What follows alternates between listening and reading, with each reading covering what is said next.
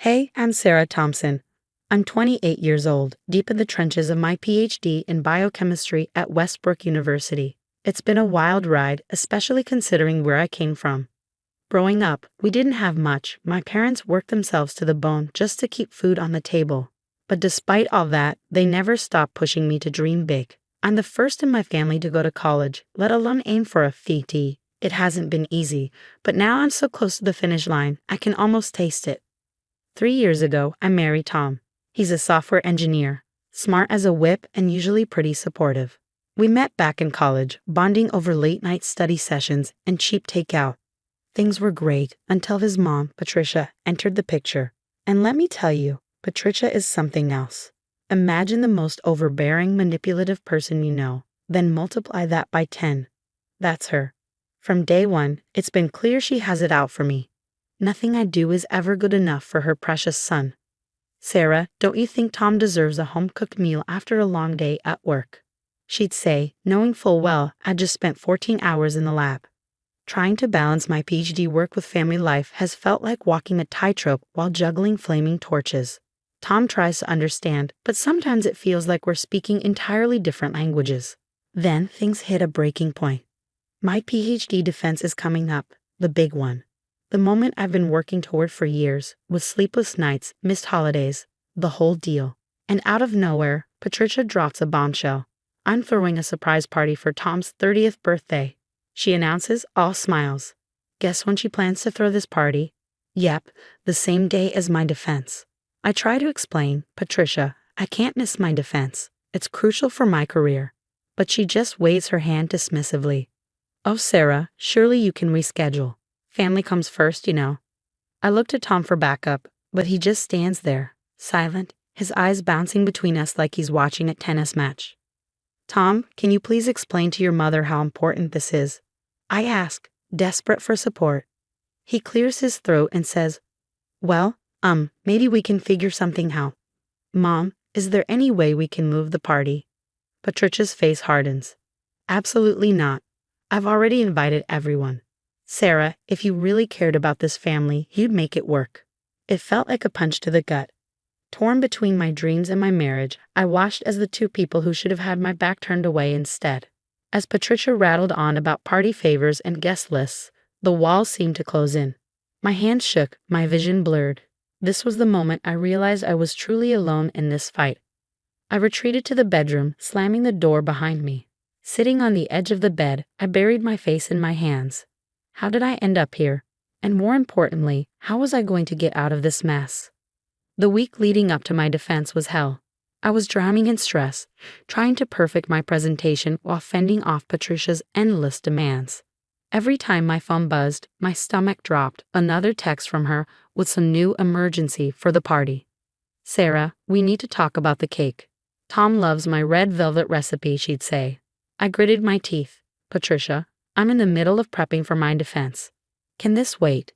But she'd always reply with the same passive-aggressive jab. Oh, I see. Your little school project is more important than your husband's happiness. Her guilt trips were getting old fast. I tried to focus on my work, but the constant interruptions were wearing me down. One night, I overheard Tom on the phone with her. I don't know, Mom. Sarah's been pretty distant lately. Maybe you're right about her priorities. My blood ran cold.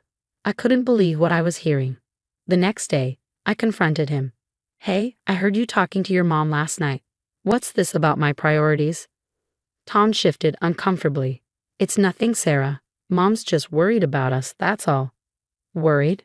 She's been undermining me at every turn, and now she's got you doubting me too. Come on, it's not like that, he said. You have been pretty focused on your defense lately. I couldn't believe what I was hearing. Of course I have. It's the culmination of years of work. Tom, I thought you understood. I said, my voice barely hiding the frustration. He shrugged, avoiding my eyes. I do, but maybe Mom's right. Couldn't you reschedule? I stormed out of the room, fuming. The betrayal stung deep. Everything came to a head the day before my defense. I was at my desk, trying to make some last-minute revisions, when the doorbell rang. Opening it, I found Patricia standing there, arms full of party supplies. Surprise? I thought I'd come early to start setting up. We have so much to do, she chirped, stepping forward as if she owned the place. I stood there, dumbfounded. Patricia, I told you I can't help with the party. My defense is tomorrow. She pushed past me into the house like I hadn't spoken. Oh, about that. I've been thinking, you really should skip it. Excuse me. Well, dear, this party is important to Tom, and let's face it, your little presentation can wait. Family comes first. I felt like I'd stepped into some sort of twisted alternate reality. My little presentation is my PhD defense. It absolutely cannot wait. Patricia's eyes narrowed. I see. So, you're choosing your career over your family. I always knew you were selfish, but this takes the cake. Selfish. I was practically shaking. I've bent over backward trying to accommodate you, but this is my future we're talking about. Just then, Tom walked in, looking confused. What's going on? Patricia turned to him, tears welling up. Oh, Tom, I was just trying to help with your party, but Sarah, she's being so difficult. She wants to abandon you on your birthday. I couldn't believe what I was hearing. That's not true. Tom, please, you know how important this defense is to me. Tom looked between us, his face full of uncertainty.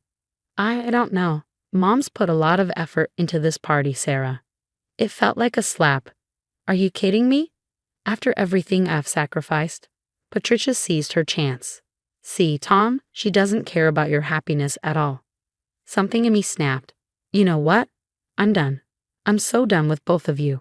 I grabbed my laptop and keys, barely able to see through the tears burning in my eyes. Tom reached for my arm. Sarah, wait. I jerked away. No, Tom. You've made your choice, now I'm making mine. I stormed out, my vision blurred as I drove, the lump in my throat growing with each mile. I ended up at Elena's place, my best friend since college. The moment she opened the door and saw my face, she pulled me into a hug. Oh, honey, what happened? She asked softly. Through sobs, I told her everything. As I poured out the story, Elena's expression darkened. That manipulative, she muttered under her breath. You're staying here tonight. We'll get you through this defense, and then we'll figure out what to do about Tom and his monster of a mother. That night, as I lay on Elena's couch, my heart ached. But beneath all the pain, a small spark of determination flickered to life. There was no way I was letting them derail my dreams. Tomorrow, I'd show them all what I was made of. The next morning, I woke up with a pounding headache, momentarily forgetting everything. But then it hit me all over again. My defense. Tom. Patricia. The betrayal. Rise and shine, future Dr. Thompson. Elena chirped, way too cheerful for the early hour. I groaned, pulling a pillow over my face. I can't do this, Elle. Maybe I should just.